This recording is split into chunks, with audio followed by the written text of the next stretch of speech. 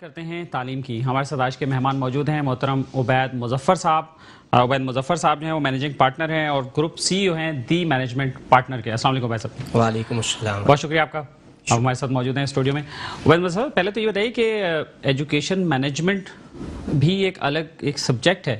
ویسے تو بہت سارے تعلیمی ادارے ہیں اور اپنے طور پر وہ مینجمنٹ کرتے ہیں, ایڈمنسٹریٹر بھی ہوتے ہیں, باقی چیزیں بھی ہوتی ہیں. تو یہ ایجوکیشن مینجمنٹ سے کیا مراد ہے, یہ کیا کانسیپٹ ہے بیسکلی؟ بہت بہت شکریہ. پہلے تو آپ نے پروگرام میں مجھے مدعو کیا. Education basically is the back bone of any economy and the economy is the back bone of any country. اگر آپ اپنی اکانومی کو ڈیولپ کرنا چاہتے ہیں تو دراصل آپ کو ایجوکیشن کو ان پیرامیٹرز کے ساتھ یعنی پلانڈ وے میں یا سسٹمیٹک وے میں اسپریڈ اپ کرنا ہوتا ہے کہ ہماری اکانومی کو کس چیز کی ضرورت ہے. اگر آپ کی اکانومی پھل پھول رہی ہوگی تو یقیناً آپ کی کنٹری بھی پھل پھول رہی ہوگی. اس کی سمپل سی ایگزامپل میں کچھ اس طرح سے دیا کرتا ہوں کہ اگر آپ نے انڈرسٹینڈ کرنا ہے کہ what is the difference between education management and non education management, how will you differentiate, تو اس کو اس طرح سے انڈرسٹینڈ کر لیں کہ آپ کا معاشرہ کیا ایجوکیٹڈ بن رہا ہے یا الٹریٹ بن رہا ہے. The very very basic difference you can say کہ اگر آپ ڈفرینشیٹ کرنا چاہیں کہ ایجوکیشن اور الٹریسی میں کیا فرق ہے, تو اگر آپ کا معاشرہ بچے کے اندر یہ 3 صلاحیتیں پیدا کر رہا ہے, جو میں اپنے تجربات کی روشنی میں سمجھتا ہوں کہ مجھے یہی تجربات ملے کہ اگر آپ کے بچے کے اندر یہ 3 صلاحیتیں پیدا ہو رہی ہیں تو یقیناً آپ ایک ایجوکیٹڈ معاشرہ پروان چڑھا رہے ہیں, ورنہ you are just spreading up the illiteracy.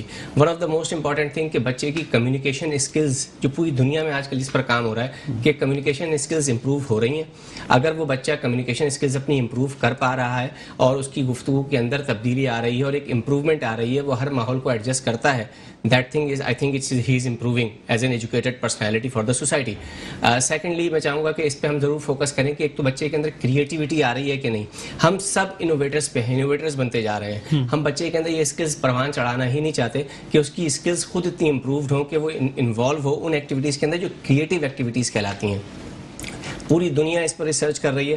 زیادہ تر ریسرچ اسی بات پہ کی جا رہی ہے کہ بچے کی اسکلز کیسے امپروو کی جائے, اس کا آئی کیو کیسے امپروو کیا جائے, اس کے ای کیو کو اس کے آئی کیو کے ساتھ کیسے کمبینیٹو وے میں پروان چڑھایا جائے.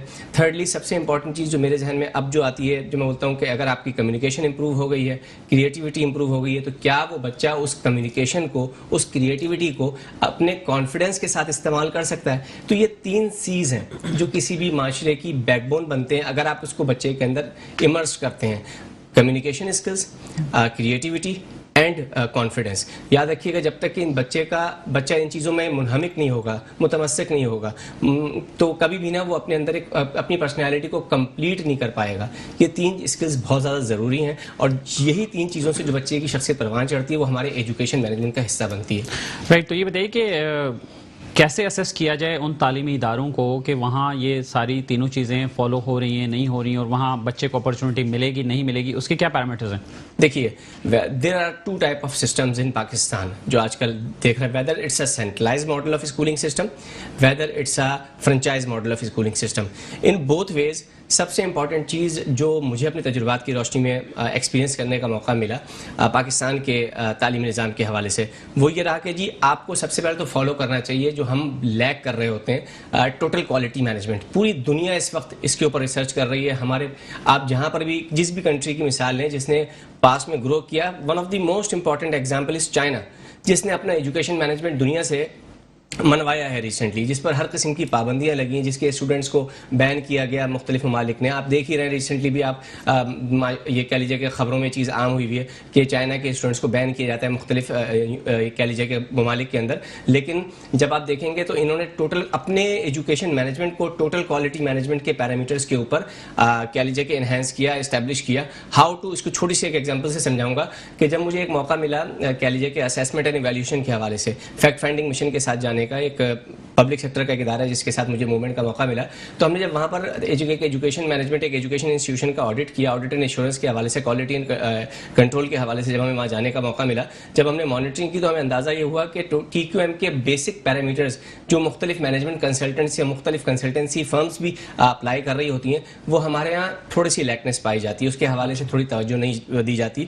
تو میں سمجھتا ہوں کہ ٹی کیو ایم بہت امپورٹنٹ ہے. سیکنڈلی مارکیٹ کے اندر ایپیٹائٹ تو بہت ہے, جیسا آپ جانتے ہیں کہ اس وقت ہمارا 40% ٹوٹل جو تعلیمی نظام ہے اس کا 40% مدارس پر، 40% پبلک سیکٹر ایجوکیشن سسٹم پر، اور 20% جو ہے اسے پرائیویٹ سیکٹر کے ہاتھ میں. تو ابھی پرائیویٹ سیکٹر نے بہت زیادہ مزید گرو کرنا ہے، لیکن ساتھ ہی ساتھ میں اتنا ضرور کہوں گا کہ جو اس وقت ہمارا پرائیویٹ سیکٹر ہے وہ کیونکہ کووڈ-19 کی وجہ سے بہت زیادہ متاثر ہوا ہے. ہمارے مالیاتی حالات جو پرائیویٹ سیکٹر کے اداروں کے ہیں وہ بہت اچھے نہیں ہیں. تو اس وقت جو چیز میں دیکھ رہا ہوں جو انٹرنیشنل مارکیٹ میں بھی نظر آ رہی ہے، mergers and acquisition is the solution. اس کے لیے ہمارے جو بڑے ادارے ہیں یقیناً وہ اگلے وقتوں میں مجھے لگتا ہے کہ وہ کئی سارے ایسے اداروں کو ایکوائر کریں گے، اور میں سمجھتا ہوں کہ ان کے آنے سے ہمیں مزید فرق نظر آئے گا. رائٹ. تو یہ بتائیے کہ پرائیویٹ سیکٹر میں اور پبلک سیکٹر میں تو کچھ ادارے ہیں جس پہ کام کریں، پرائیویٹ سیکٹر میں آپ کیا سمجھتے ہیں کہ جو ریسرچ کا عنصر ہے وہ کتنا امپورٹنٹ ہے، اور اس میں پاکستان کی ترقی میں مزید وہ کس طرح سے رول ادا کر سکتے ہیں، نہ صرف ترقی میں بلکہ ہمارے بچوں کو واقعی میں ایجوکیٹڈ بنانے میں بھی؟ بہت اہم سوال کیا ہے آپ نے. میں اس طرف توجہ دلاؤں گا کہ جی technology driven school set up جو ہیں وہ ہمارا مستقبل ہے. جیسے آپ دیکھ ہی رہے ہیں پوری دنیا میں ای کامرس کا بوم آ چکا ہوا ہے. اگر ہم صرف نظر کر رہے ہیں، اگر ہم اس کے اوپر توجہ نہیں دے رہے ہیں تو یقیناً ہم اپنی طرف سے یہ کوتاہی کر رہے ہیں. میں کیوں کہتا ہوں کہ technology driven school setups, کیونکہ ہمارے یہاں ہر قسم کے اسکولز آپ کو ملیں گے، لیکن جو فوکس کرتے ہوں ٹوٹلی اس چیز کے اوپر جو اس وقت مارکیٹ میں ہمارا مستقبل بننے والی ہے. ویدر یو ایکسیپٹ اور ناٹ، ہمارے جو نیبر کنٹریز ہیں ان کے اندر بھی بہت تیزی سے ای کامرس کا بوم آیا ہے. ڈیجیٹل اکانومی کی طرف لوگ جا رہے ہیں، پیمنٹ مرچنٹس کال کیے جا رہے ہیں دوسرے ملکوں سے. ہم چاہ رہے ہیں کہ ہماری کولیبریشنز اس بہاف پر بنے کہ ہمارا ملک ڈیولپ کرے، گرو کرے. تو ہمیں بھی بہت زیادہ سی پیک کے توسط سے بھی میں یہی چاہوں گا کہ سب سے پہلے تو ہمارے پاس انٹرنیشنل پیمنٹ مرچنٹس آئیں تاکہ ہمارا ملک ٹیکنیکلی ڈیولپ ہو سکے، جو کہ ہمارے یہاں کیونکہ ابھی تھوڑی سی ٹیکنالوجی کی ڈیولپمنٹ اس حوالے سے نہیں ہو سکی ہے، کیونکہ ہم نے ابھی اس پہ اسے کہہ لیں یکسو ہو کر، یکجا ہو کر، یک سمت میں ہو کر اس کی طرف کوشش نہیں کی ہے.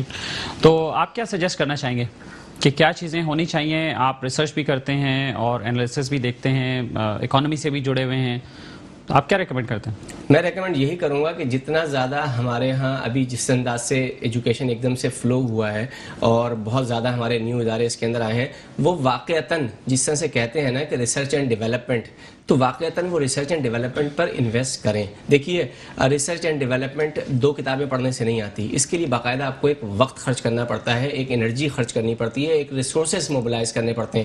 ہمارے یہاں رواج یہ ہو چلا ہے کہ چاہے وہ کہہ لیجیے لوکل اسکولنگس ہوں، یعنی پرائیویٹ سیکٹر کے جو لوکل اسکولنگ ہوں، کیونکہ دیکھیں پبلک سیکٹر میں تو آپ کو پتا ہے کہ ایک روٹین ایکشن چلنا ہے. مدارس کے اندر آپ کو پتا ہے کہ جی 5 سیگمنٹس ہیں جس پر میں ابھی گفتگو دوں تھوڑی سی تفصیلی، کہ ایک سیگمنٹس انہیں سے اپرووڈ ہو کے چیزیں آتی ہیں. لیکن جو پرائیویٹ سیکٹر ہوتا ہے نا، اس کا کام یہ نہیں ہے کہ وہ دوسروں کی صرف نقالی کرے، اور ہم اب بیسیکلی انوویٹرز بن کے رہ گئے. ہمیں چاہیے کہ ہم کریٹیوٹی کی طرف دھیان دیں. جتنا زیادہ ہم کریٹیوٹی کی طرف دھیان دیں گے، کریٹیوٹی پر اپنا سرمایہ خرچ کریں گے، اپنا ہیومن ریسورس، اپنا ہیومن کیپٹل موبلائز کریں گے، اتنا ہی زیادہ ہمارے سسٹمز کے اندر تبدیلیاں آئیں گی اور ہم ایک اچھی نسل پروان چڑھا سکیں گے. آپ کے خیال میں آن لائن کی جیسے بات ہوئی کہ بھی ٹیکنالوجی ڈریون جو ہیں وہ ایجوکیشن سسٹم ہونا چاہیے، چیزیں ہونی چاہیے، تو ہمارے یہاں تو ابھی بھی بہت سارے مسائل ہیں اسکولس میں. بڑے شہروں میں تو جنہیں ٹیکنالوجی کا استعمال بھی کافی زیادہ ہے، لیکن چھوٹے شہروں میں، دیہات میں، وہاں جو رورل ایریاز میں جو اسکولس ہیں وہاں ان میں تو یہ ساری فیسلٹیز اویلیبل نہیں ہیں. تو آپ کیا سمجھتے ہیں کہ ہم اس طرف آگے بڑھ سکتے ہیں مزید تیزی سے؟ بالکل بڑھ سکتے ہیں. دیکھیے جو میں نے آپ کے سامنے بھی ایک مثال رکھی نا، میں نے عدد و شمار وہ رکھے ہیں جو گورنمنٹ کے خود کے ہیں، کہ پاکستان کے اندر 100% ایجوکیشن مینجمنٹ سسٹم جتنا بھی ہمارے پاس ہے، جو ایجوکیشن سیکٹر ہے، اس کے اندر 40% آپ کے مدارس ہیں جو آپ کی بیک بون ہے، جو سب سے بڑی NGO ہے. حکومت پاکستان کو چاہیے کہ سب سے پہلے تو ان پہ انویسٹ کرتی، ٹھیک ہے. سیکنڈلی اس کے ساتھ ساتھ حکومت پاکستان کو چاہیے جو پبلک سیکٹر کے ادارے ہیں ان کے اندر ٹیکنالوجی ڈریون سیٹ اپس لگائے جائیں. ہاؤ ٹو کہ ان کے پاس تو ساری فیسلٹیز اپنے پاس موجود ہے نا، وہ تو 100 کہہ لیجیے کنٹرول ہے. تو ہمیں چاہیے کہ ان کی ایجوکیشن مینجمنٹ کے حوالے سے سسٹم میں تھوڑے سے تبدیلیاں لائیں، جو کہ ایسی ہوں جو ٹیکنوکریٹس ایسے لوگ ہیں جو تبدیلی اس کے اندر محسوس کریں کہ ہاں جی ہم اس کے اندر یہ چیزیں ایڈ کریں گے تو اس سے ویلیو ایڈ ہوگی اور ہماری نسل کا فائدہ ہوگا. رائٹ.